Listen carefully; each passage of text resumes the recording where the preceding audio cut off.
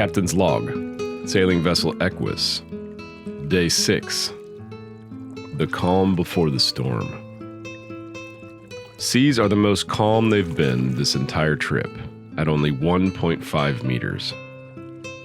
That's around 4.5 feet. Sunny. Wind 17.3 knots. Fast beam reach at 8.2 knots, bearing 080 degrees. Total engine hours, 10. Nautical miles to destination, 952. Today marks our halfway point.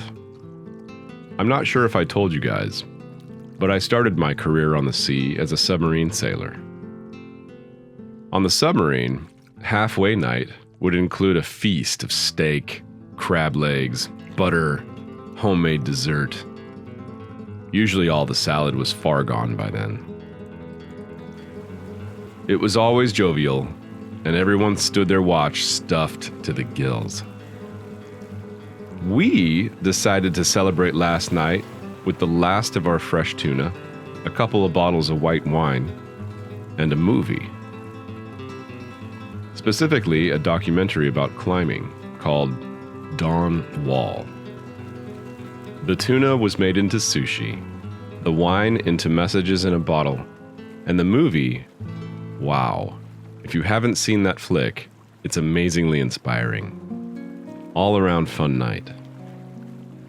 But there was a cost, and no, it wasn't headaches from the wine. We are completely out of protein now. Except for 2 pounds of frozen shrimp that Yoni and Joey don't even like. A fish would be very nice. But I'm having a lot of trouble getting the crew to remember to throw the lures in the water at sunrise. Usually fish like to bite around sunrise and sunset.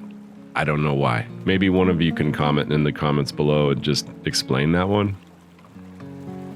But anyway, we have a bunch of rice and beans, and we're not going to starve to death. We also have plenty of sushi making materials. Just saying. Hint, hint. Catch me a fish. As I write this, I'm looking out the window at a cargo ship, just a half a mile away. It amazes me that we are 1,000 miles from any land and half a mile from this big-ass boat in the middle of the Atlantic Ocean. How does that even happen? What are the chances? I am so glad we have AIS. What a beautiful instrument. Big shout out to Miltech Marine for sponsoring the AIS on our boat.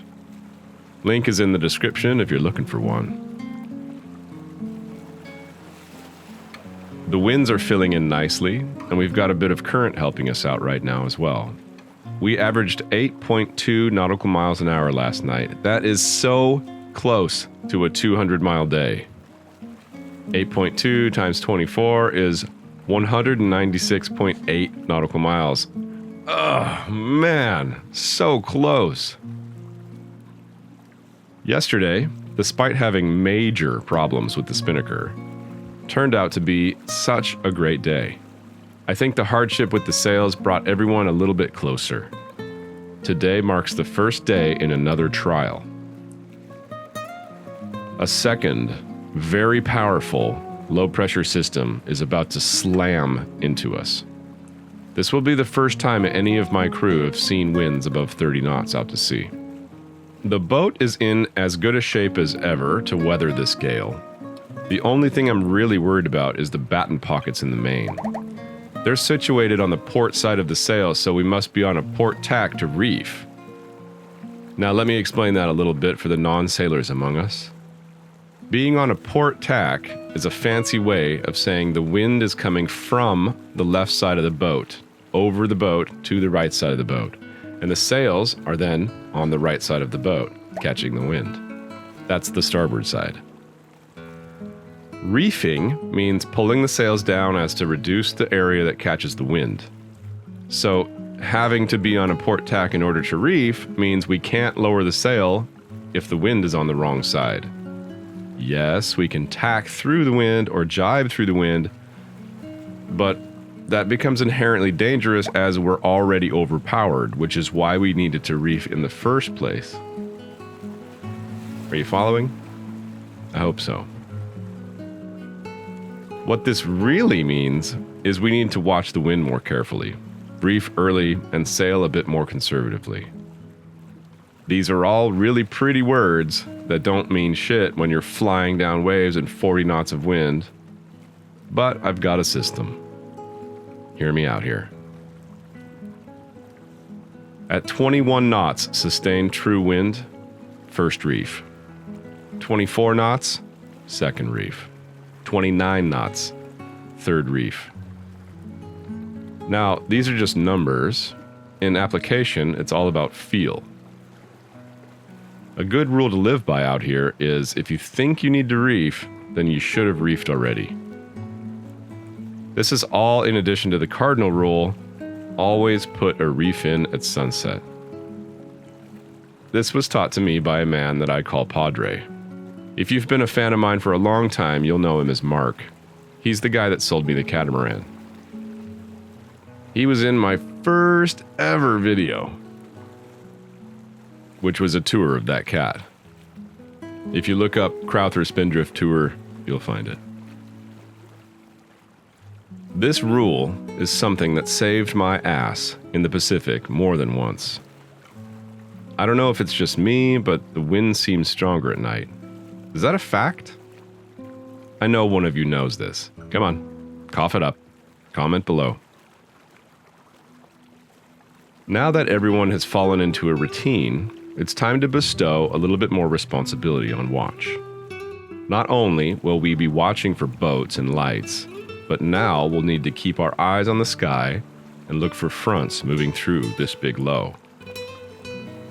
There can be smaller squalls inside the low pressure system that can really give us a beating if we're caught with our pants down. Pants down in this case would mean sails up.